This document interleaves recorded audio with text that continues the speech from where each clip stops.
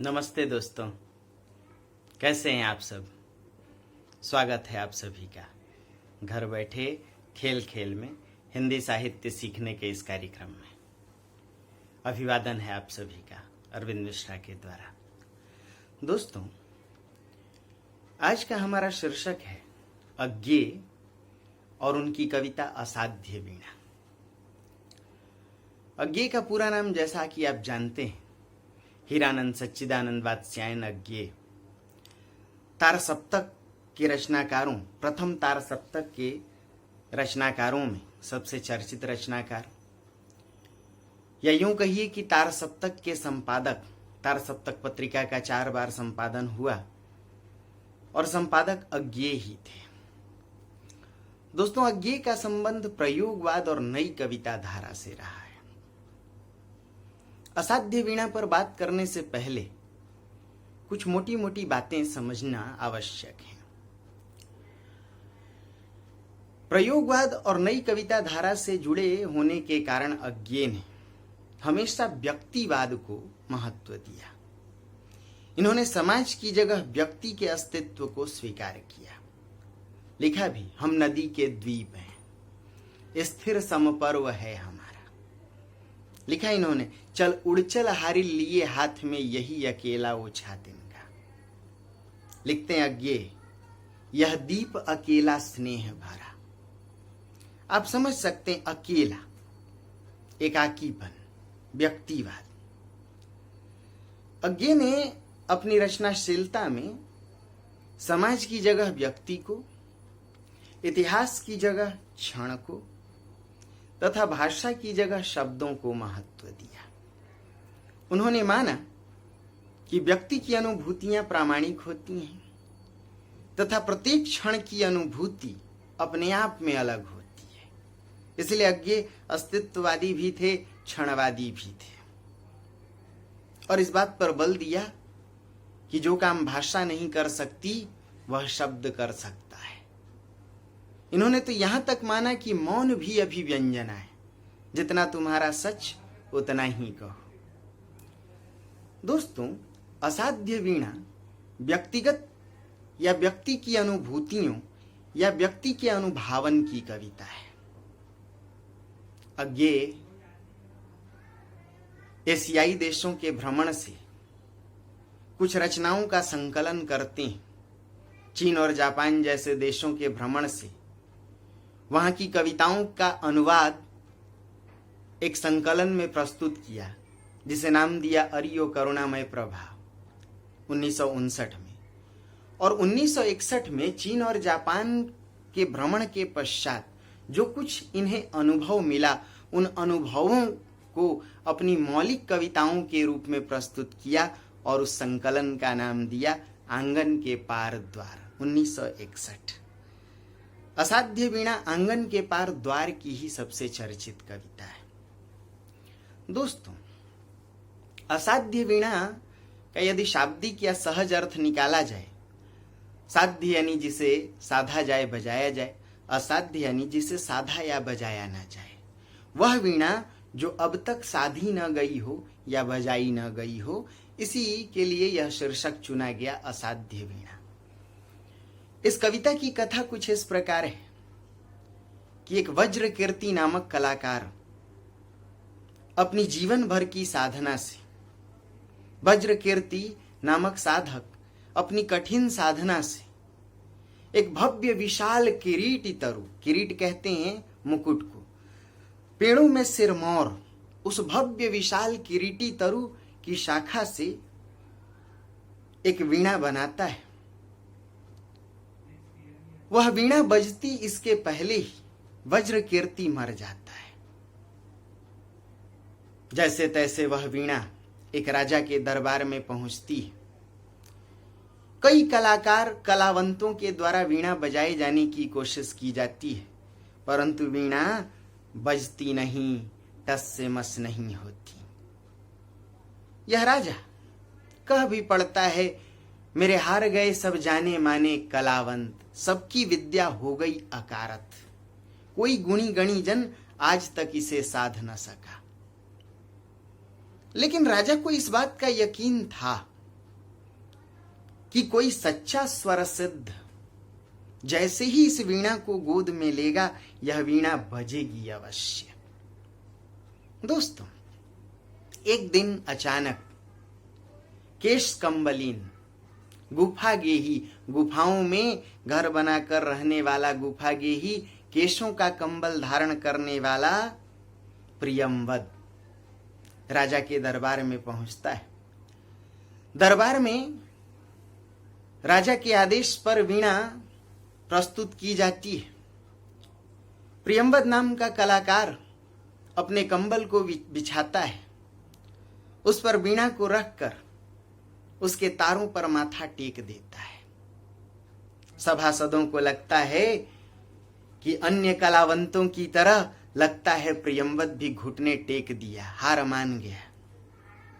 सभासद सोच बैठते हैं, अरे प्रियंवद क्या सोता है, क्या पराभूत हो गया? परंतु दोस्तों, प्रियंवद सोया नहीं था, न हार माना था, पर उस स्पंदित सन्नाटे में मौन प्रियंवद साध रहा था, वीणा नहीं स्वयं अपने को शोध रहा था। यह प्रियंवद वीणा को साधने से पहले अपना शोध करता, आत्ममूल्यांकन करता है।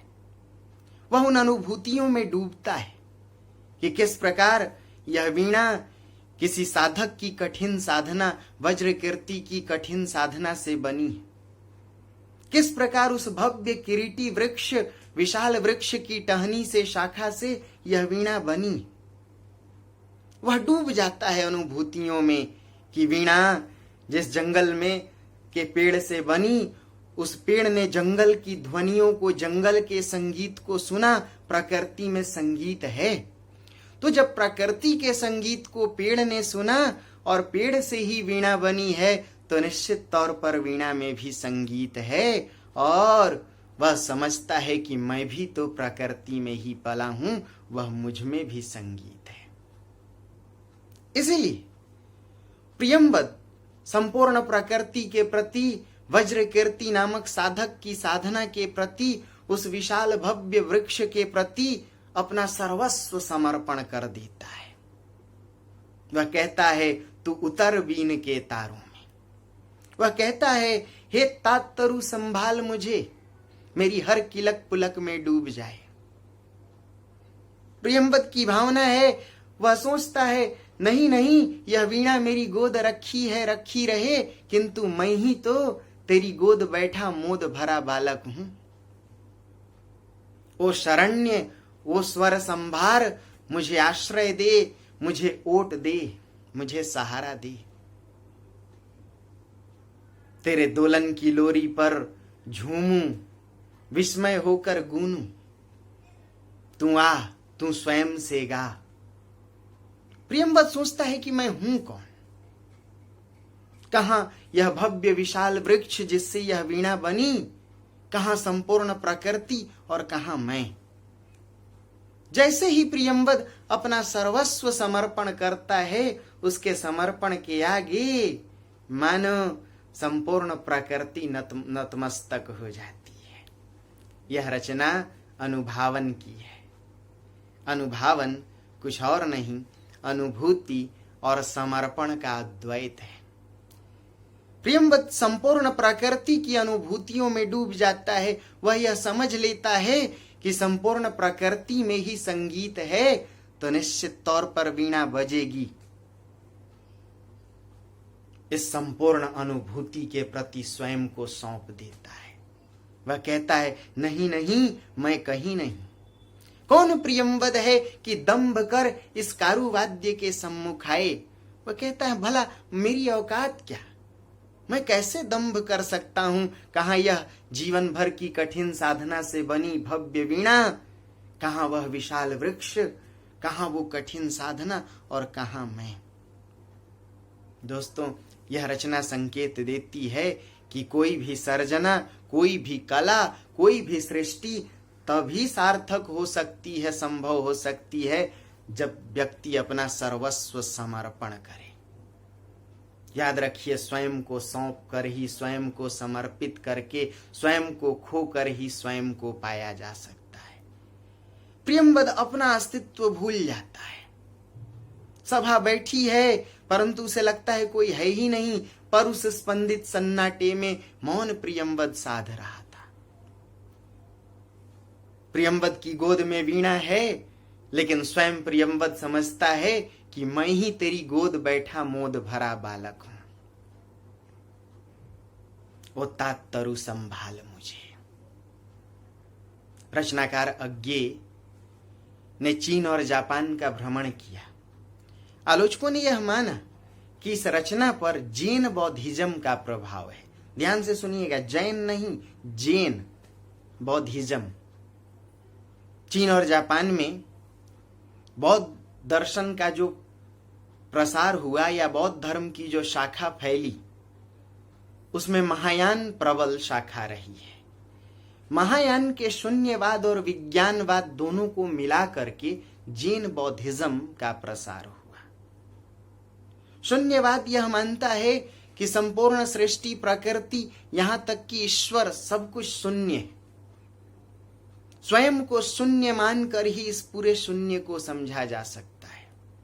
इसलिए इस रचना में प्रियंवद कहता भी है, मैं तो डूब गया था स्वयं शून्य में। सुना आपने, वह न मेरा न वीणा का, वह तो सब कुछ की तथता थी। श्रेय नहीं कुछ मेरा, मैं तो डूब गया था स्वयं शून्य में। स्वयं को शून्य मानकर ही संपूर्ण सृष्टि के शून्य को समझा जा सकता है। यही शून्यवाद है। इसी प्रक्रिया को प्रज्ञा पारमिता कहते हैं। दोस्तों, विज्ञानवाद या योगाचार क्या है? संपूर्ण जो प्रकृति है वही भीतर है, बाहर और भीतर कोई फर्क नहीं। ऐसे भी देखा जाए तो हमारे अद्वैतवादियों ने, हठ योगियों ने माना कि जोई जोई पिंडे सोई सोई ब्रह्मांडे, जो ब्रह्म भीतर है तो जीव भी भीतर। भला ब्रह्म को बाहर तलाशने की क्या आवश्यकता, भीतर ही भीतर दोनों का योग, जीव ब्रह्म योग। यही योगाचार है, यही विज्ञानवाद है। देखा जाए तो बौद्ध धर्म का जैन बौद्धिज्म उपनिषदों के ध्यानवाद और भारतीय साधना के भाववाद के निकट है। कबीर ने भी इसे अपनाया। कबीर कुत्ता राम का। कहते हैं कबीर, मेरा मुझ में कुछ नहीं, जो कुछ है सो तोर, तेरा तुझको सौंपते। कहते हैं कबीर, मोको कहाँ ढूंढे रे बंदे, मैं तो तेरे पास में। कबीर की जो रहस्यवादी साधना है, आलोचकों ने माना कि अज्ञे में भी कहीं ना कहीं यह रहस्यवाद है। इसलिए प्रभाकर माचवे जैसे लोगों ने अज्ञे को आधुनिक कबीर कहा। जिस प्रकार कबीर सुनी सुनाई बात पर नहीं, प्रामाणिक अनुभूतियों की बात करते हैं, आंखिन देखी सच्चाई, अज्ञे भी प्रामाणिक अनुभूतियों की बात कर रहे थे। जिस प्रकार कबीर भीतर ही रहस्यात्मक ब्रह्म से जुड़ने की बात करते हैं, कहीं ना कहीं अज्ञे में भी वह रहस्यवाद है। तो इस रहस्यवादी साधना के कारण, रहस्यात्मकता के कारण अज्ञे को आधुनिक कबीर की उपमा दी गई। दोस्तों, प्रियंवद जैसे ही संपूर्ण प्रकृति सृष्टि की अनुभूतियों से अपने को जोड़ता है, अचानक वीणा बज उठती है। और वीणा बजने के बाद भी अपना श्रेय नहीं लेता। दोस्तों, यही सच्ची सर्जनाशीलता है कि जब तक सर्जना संभव ना हो तब तक स्वयं को सौंप देना, और जैसे ही सर्जना संभव हो जाए, कोई कला सृजित हो जाए, कोई उपलब्धि हासिल हो जाए, तो अपने को श्रेय नहीं देना। यही अनुभावन है, यही समर्पण की पराकाष्ठा है, यही संपूर्ण समर्पण है। अज्ञे ने इस रचना के माध्यम से कहीं ना कहीं यह संकेत दिया कि एक तो अनुभूति और समर्पण का नाम ही अभिव्यक्ति है, यही अनुभावन है। दूसरी बात कि कभी भी सर्जक को इस अहंकार में नहीं डूबा होना चाहिए कि वही रचयिता है या सर्जक है, क्योंकि हर सर्जक कभी न कभी सृष्टि का अंग होता है और प्रत्येक सृष्टि आगे चल करके सर्जक का रूप लेती है। हमारे माता पिता हम सब के सर्जक हैं, याद रखिए, हम सब उनकी सृष्टि। लेकिन क्या हम भी आगे चलकर सर्जक बनेंगे?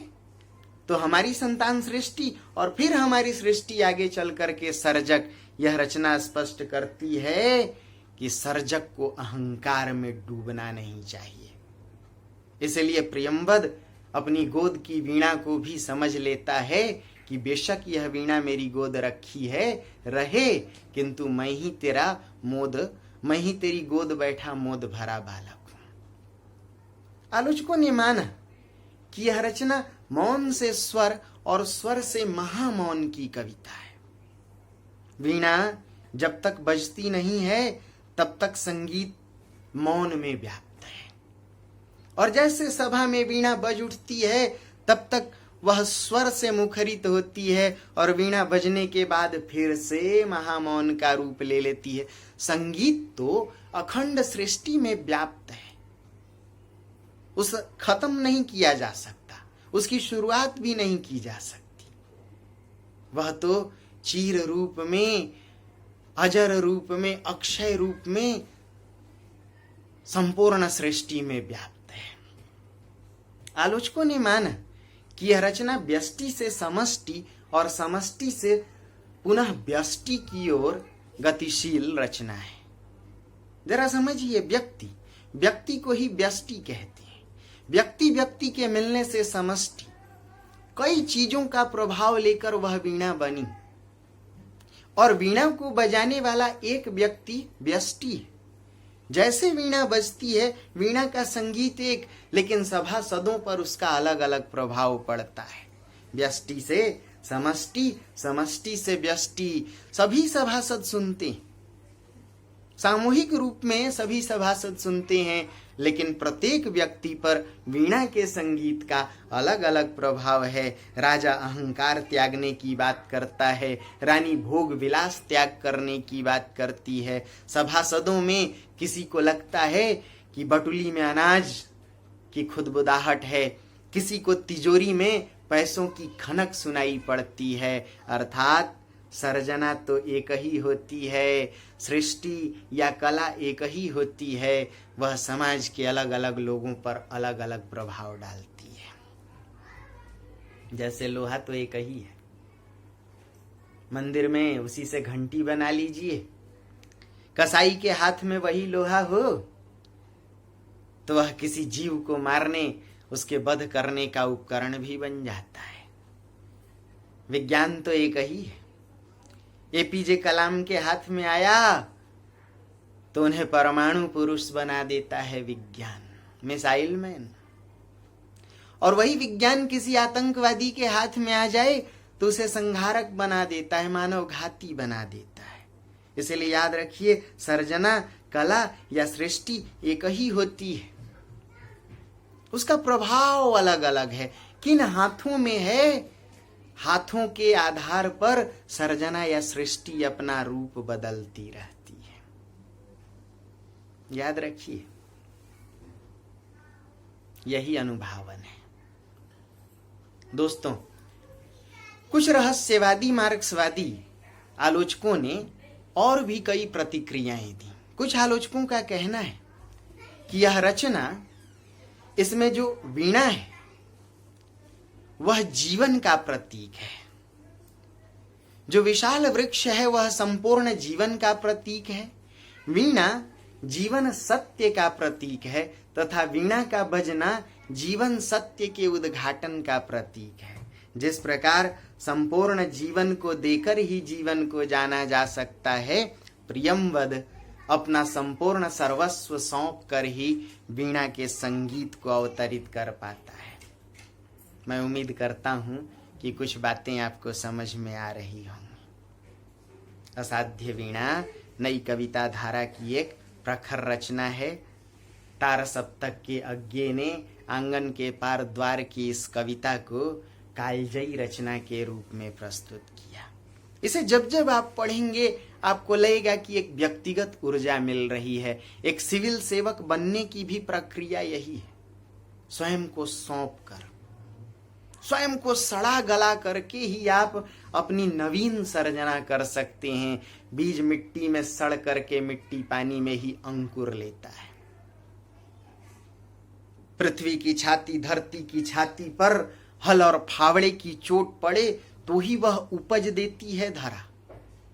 पत्थर, छेनी, हथौड़ी की मार खाकर ही मूर्ति की शक्ल ले सकता है। अपने को सौंप कर, अपना सर्वस्व समर्पित करके ही आप किसी सर्जना को हासिल कर सकते हैं। यही अनुभावन। और याद रखिए, हासिल करने के बाद, उपलब्धि को पाने के बाद भी अहंकार से जुड़ा होना तर्क संगत नहीं। कैसा श्रेय?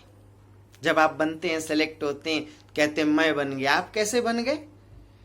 आपको बनाने में आपकी माता जी का योगदान, पिताजी का, प्राइमरी स्कूल के शिक्षक का, घर में जो बुजुर्ग आपको खिलाए पिलाए, जो पाले, आपकी नन्ही नन्ही उंगलियों को पकड़कर जो चलाए, घुमाए फिराए, उन सब का योगदान।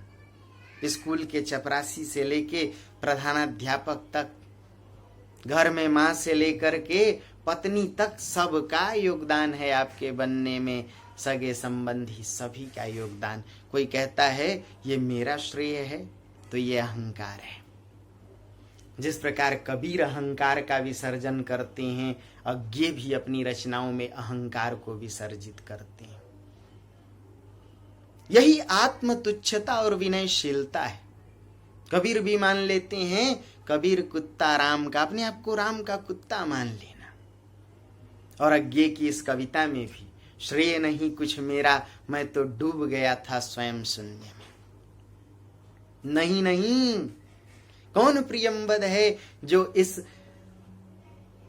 कारुवाद्य के सम्मुख आए? तो उम्मीद करता हूं कि यह रचना आपको समझ में आई होगी। अगले वीडियो तक बने रहें, तब तक ढेर सारी शुभकामनाएं। नमस्ते दोस्तों।